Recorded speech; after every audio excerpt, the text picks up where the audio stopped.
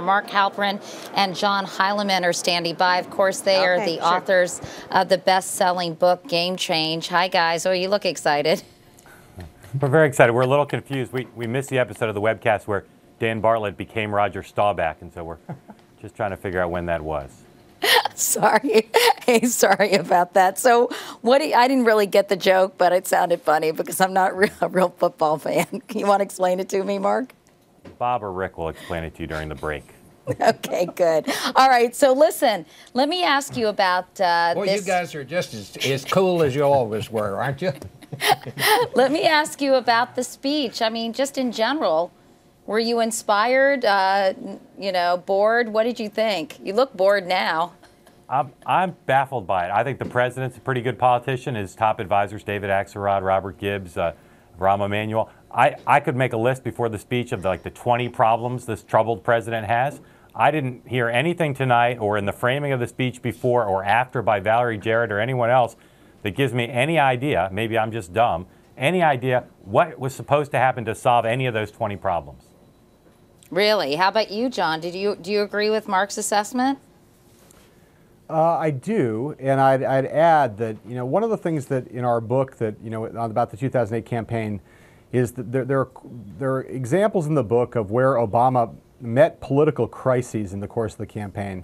In the fall of 2007, when Hillary Clinton was ahead by 35 points in the national polls, Democrats were in a panic, telling Obama he had to change course dramatically.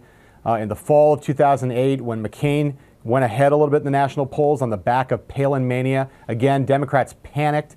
Obama under a lot of pressure to change. In both of those cases, Obama and his people decided, no, we know what we're doing. We're going to stay the course. We're not going to panic. We're going to stick with what we're doing. And I think the big question right now, and the speeches was the first evidence of the answer, is whether they have overlearned the lessons of the past. That stay the course attitude worked really well for them in the campaign.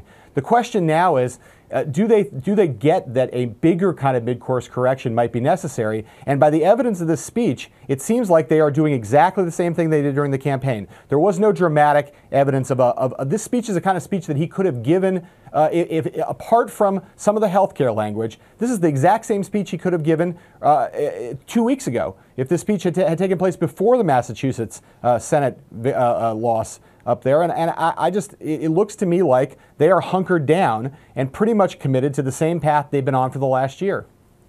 Even though they're switching from health care to jobs. Yeah, I mean, in terms of recognizing what the message of the voters seems to be, not just in Massachusetts, but in Virginia and New Jersey, I don't see any big change in tone or any real recognition of the fact that people are as frustrated, not just with Washington in general, but with the way the Obama administration has conducted itself in the last year. I don't see any recognition of that in the president's speech.